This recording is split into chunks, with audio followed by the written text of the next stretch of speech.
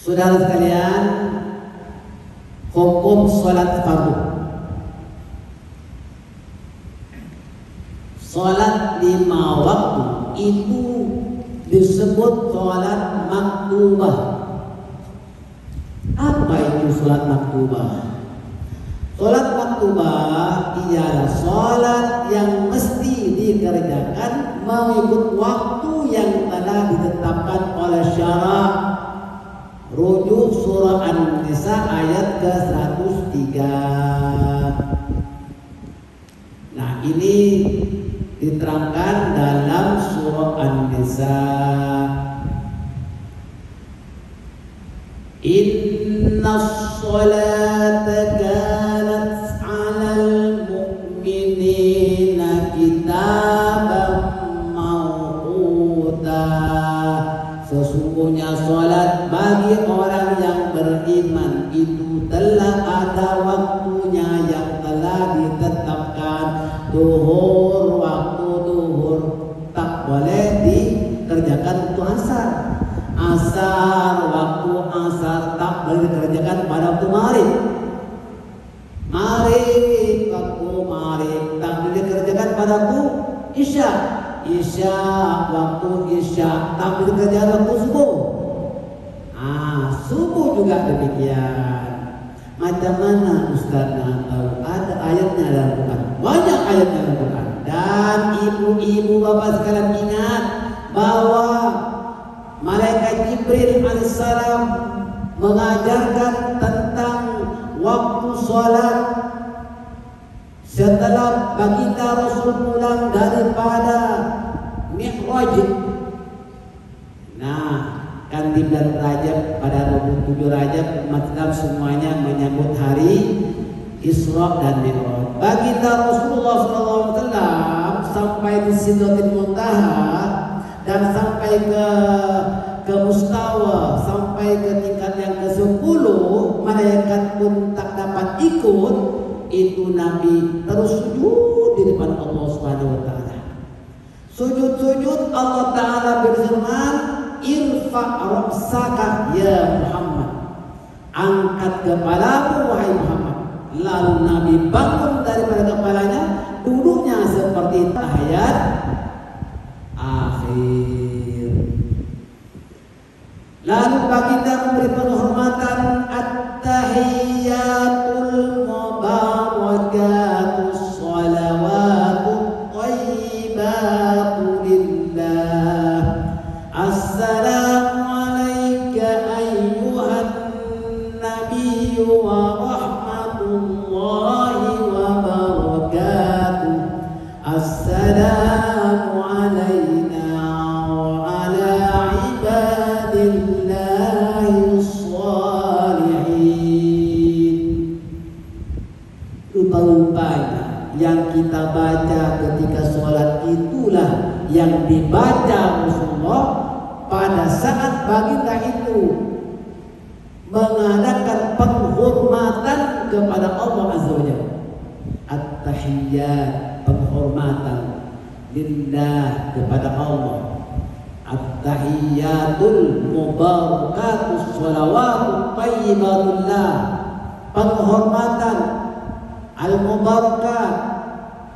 At-tahiyyatul mubarakat as-shalawat al-mubarakat. At-tahiyyatul mubarakat as-shalawatut thayyibatu lil ala thayyib, kepada Allah. Dan apa kata Allah? Allah Ta'ala berfirman, assalamu alayka ayyuhan nabiyyu wa rahmatullahi wa barakatuh. Allah Ta'ala memberikan salam sejahtera ke atas Nabi Muhammad sallallahu alaihi wasallam. Dia baginda Nabi tidak menyebutkan ya Muhammad, tapi Allah menyebutkan dengan pangkat baginda Rasulullah sallallahu alaihi wasallam. Nabi Muhammad menjawab, assalamu alaina wa ala ibadillahi shalihin. Allahu Akbar, nikmatnya orang yang saleh, Ya, begitu juga assalamu alaina, salam sejahtera atas kami, wa ala ibadillahi sholihin, kepada hambamu ya Allah. Yang mana? Yang sholihin. Sholihin ini jemaah, artinya apabila disebut sholihin itu laki-laki dan perempuan semuanya. Nah, itulah rugi orang yang tak sholat. Orang yang tak sholat tidak dapat doa Rasulullah SAW di depan Allah Azza wa Jalla. Orang yang sholat pasti menjadi surga. Ya, saudara-saudara sekalian. Nah, hukumnya fardu ain. Fardu ain itu apa? Fardu ain itu tuntutan yang mesti dilakukan berdasarkan dalil qat'i. Apa dalil qat'i itu maksudnya? Hukum fardu berbeda dengan hukum wajib. Hukum fardu berdasarkan dalil qat'i yang mesti dilakukan karena sabit dengan nas Al-Quran dan hadis yang sahih. Tak kacau. Apabila itu fardu yang qat'i itu berdasarkan Al-Quran dan hadis-hadis baginda Rasul yang sahih. Tak kacau. Nah, wajib adalah hukum yang dituntut oleh syarak berdasarkan dalil qat'i, yakni kajian dan penetapan hukum daripada ahli fuqaha, yakni orang ahli fikih. Berdasarkan hukum wajib ini, dalil ini terdapat kehilafan, ya, perbedaan pendapat di kalangan para fuqaha. Jadi kalau qat'i itu tidak ada kacau, ya, mesti dibuat dan tak boleh diganggu-ganggu. Itu dalil daripada Al-Quran dan hadis sahih. Manakala yang dhanni itu bisa saja pendapat berbeda madhab. Hukum fardu dan wajib ini adalah sama sebetulnya. Namun orang yang mengingkari hukum wajib tidak menjadi kafir, tetapi mengingkari hukum fardu akan membawa kepada kufur. Sebab mengatakan sembahyang itu tak wajib. Oh, itu bukan hanya dosa tapi kafir. Jangan main-main mengatakan sembahyang tak wajib. Nah, maka jangan berani-berani mengatakan sembahyang tak wajib. Kalau mati jadi cekik oleh mereka. Oh, iya. Ya. Iya, Pak. Sesiapa yang mengingkari kewajiban sholat itu hukumnya kufur amali, karena dia telah melanggar hukum Allah. Dan barang siapa yang sengaja meninggalkan sholat hukumnya dosa besar dan termasuk orang fasik. Allah. Ini daripada kebanyakan para sahabat menerangkan man tarakas sholata muta'ammidan faqad kafara jiharan. Barang siapa yang sengaja meninggalkan sholat maka hukumnya kafir.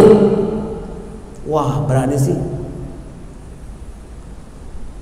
Itu sahabat. Tetapi maksudnya kafir di sini ialah kafir amali, kafir perbuatan. Kafir ini ada dua, Pak. Satu kafir i'tiqadi, yang kedua kafir amali. Kafir i'tiqadi yaitu i'tikadnya, orang yang tak percaya Allah, dunia ini ada jadi sendiri. Nah, misalnya itu merupakan kafir apa? Kafir i'tikad. Salat merupakan ta'abbudi. Apa itu ta'abbudi? Ta'abbudi merupakan ibadat yang tidak boleh diubah-ubah. Itu dogmatis namanya. Karena Allah Ta'ala telah memerintahkan demikian, maka sebagai hambanya mesti ikut saja walaupun tidak mengetahui maksud dan tujuannya. Sudah tentu apa yang diperintahkan Allah kepada hamba-hambanya terdapat banyak manfaat dan hikmatnya, tetapi kebanyakan manusia tidak mengetahuinya. Itu pasal perlu belajar apa daripada hikmah sholat. Jika seorang mengetahui manfaat dan hikmah dari ibadah yang dilakukan, niscaya dia akan lebih tekun melakukannya. Nah, sholat merupakan rukun Islam yang paling penting, termasuk ummul ibadah. Apa itu ummul ibadah? Ummul ibadah induk dari segala ibadat. Semua ibadat itu berorang tua kepada sholat. Kalaupun kita pergi haji, pergi umroh, bersedekah, berzakat, kalau tak sholat tidak bisa, ya. Apa kita perlunya kalau kita tidak sholat? Jadi kalau tak sholat, sholat ini tak boleh dibayar fidyah, Bu, ya. Kalau tak puasa boleh bayar fidyah, ya kan? Kalau sholat tak boleh bayar fidyah, tanggung sendiri dosanya. Nah, itu sebabnya tak boleh main-main. Kalau orang itu meninggal dunia, inna lillahi wa inna ilaihi raji'un, tak sholat Pak Ustadz, boleh bayar fidyah? Tidak bisa. Tapi kalau tak puasa boleh? Nah, itu masalahnya. Tak ada tobat, tidak ada tobat baginya. Kalau udah meninggal, mana ada tobat? Nah, wallahu a'lam. Jadi ini namanya ummul ibadah, induk daripada sekalian ibadat. Pastikan semua ahli keluarga kita sama-sama melaksanakan ibadah sholat agar mereka selamat dari azab Allah. Qu anfusakum wa ahlikum nara. Ini ditujukan kepada siapa, Pak? Ini ditujukan kepada orang-orang yang beriman. Ya ayyuhalladzina amanu qu anfusakum wa ahlikum nara. Wahai orang-orang yang beriman, peliharalah dirimu dan keluargamu dari api neraka. Allahu Akbar.